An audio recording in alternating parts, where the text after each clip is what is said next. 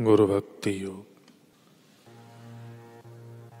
गुरु की सेवा करने की उत्कंठा एवं लगन शिष्य में होनी चाहिए। गुरु के प्रति भक्ति भाव तमाम योग्य मानव महेच्छाओं का एकमात्र ध्येय है।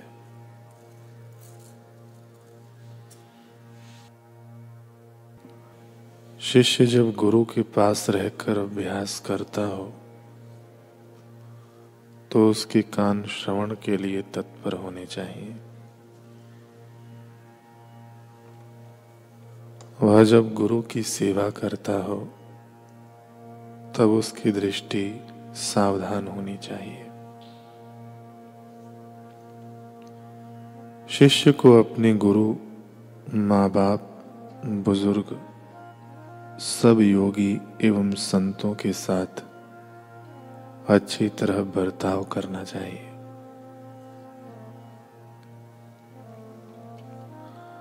अच्छी तरह बर्ताव करना माने अपने गुरु के प्रति अच्छा आचरण करना।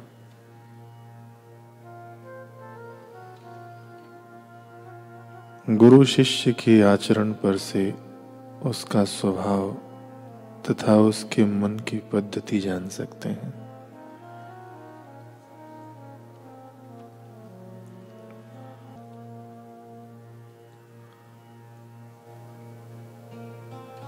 प्रसंग सुन रहे थे हम श्री रामानुजाचार्य व उनके शिष्य अनंत का।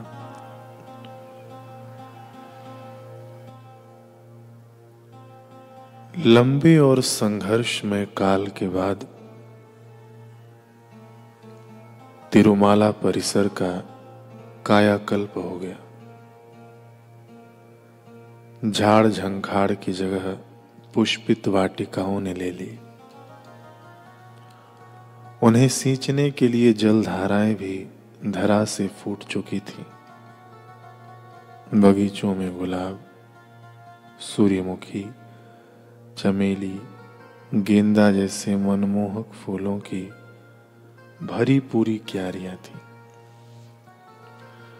तिरुपति मंदिर की शोभा अब श्रद्धालुओं को खींचने लगी थी। नित्य पूजन आराधन शुरू हो गया था। इसलिए अब अनंत ने अपनी पुष्प कीन कार्यों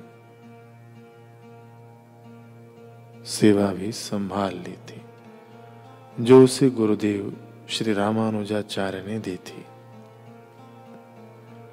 वह प्रतिदिन सुरभित फूलों को तोड़ता और भगवान वेंकटेश्वर को पुष्पहार पहनाता, क्योंकि उनके गुरु ने कहा था।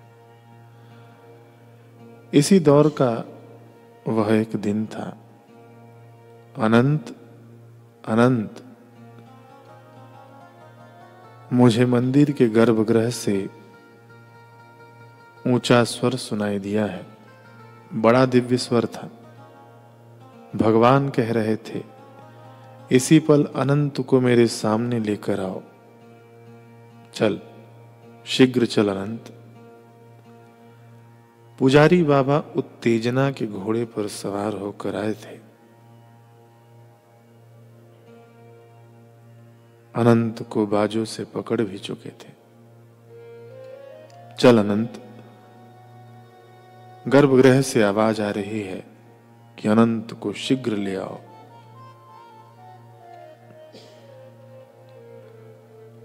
पर उधर अनंत में अधीरता की एक तरंग भी न उठी। वह धीर गंभीर स्वर में बोला, पुजारी जी, मेरे गुरुदेव ने हमेशा से आज्ञा दी है कि भगवान को खिले फूलों की माला अर्पित करनी है। अगर मैं आपके साथ गया तो सारे फूल कुम्हला जाएंगे।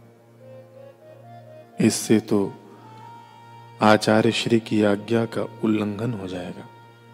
इसलिए मेरी ओर से भगवान वेंकटेश्वर को थोड़ी देर प्रतीक्षा करने को कहें। मैं पुष्पहार लेकर शीघ्र आता हूं।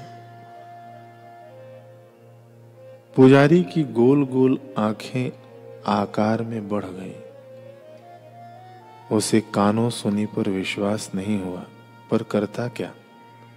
अनंत को गोद में उठाकर जबरदस्ती तो ले जा नहीं सकता था, इसलिए चुपचाप गर्भगृह की ओर दौड़ गया।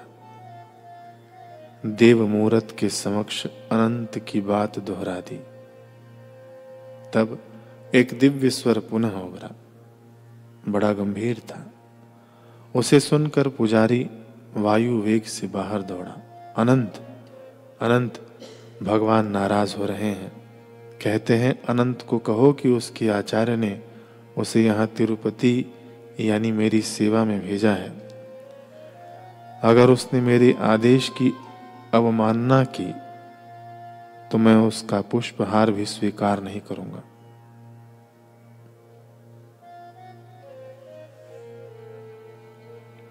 अनंत की अनंत गुरुनिष्ठा। सच में अनंत निर्भीक स्वर में बोला, पुजारी जी, आप मेरे 2 संदेश भगवान तिरुपति तक पहुंचा दें। पहला, मैं यहां उनकी सेवा में उपस्थित नहीं हूं।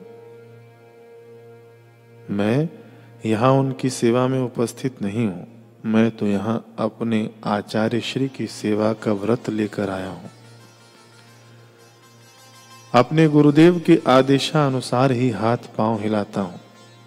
उन्हीं के आदेश का दास और सेवक हूं। माना कि भगवान बहुत ऊंचे होते हैं, पर मेरी सेवकाई गुरुदेव को समर्पित हो चुकी है।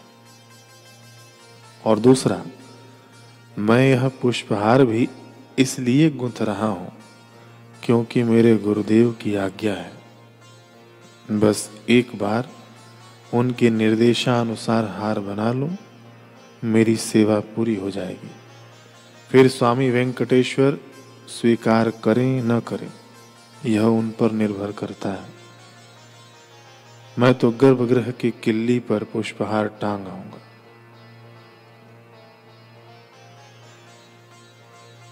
पुजारी का कलेजा मुंह को आ गया। वह कानों पर हाथ रखकर भागा। थरथराती आवाज में सारी बात देव मूर्ति के सामने कह दी। गर्भगृह में भीषण गर्जना गूंजी। पुजारी को लगा छत और दीवारें टूटकर उस पर आ गिरेंगी, पर मरता क्या न करता, पुनः दौड़कर बाहर आया और भगवान का निर्देश अनंत को कह सुनाया। अनंत, भगवान ने कहा, ओ जिद्दी सेवक, मैं तुझे इसी समय तिरुमाला क्षेत्र से निष्कासित करता हूं। निकल जा तू मेरे परिसर से। अनंत ने अडोल स्वर में उत्तर दिया, पुजारी जी, भगवान को कहिए आप तो एक उजाड़ और निर्जन क्षेत्र के स्वामी थे। वे तो मेरे आचार्य श्री की यहाँ दृष्टि पड़ी। उन्होंने ही इस पर्वत प्रदेश को आपकी आराधना के सुयोग्य बनवाया।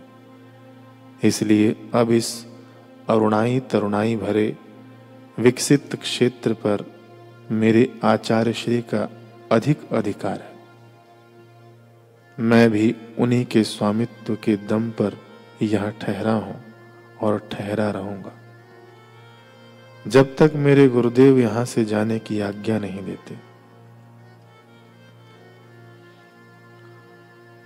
अब तो पुजारी जमकर जड़ ही हो गया।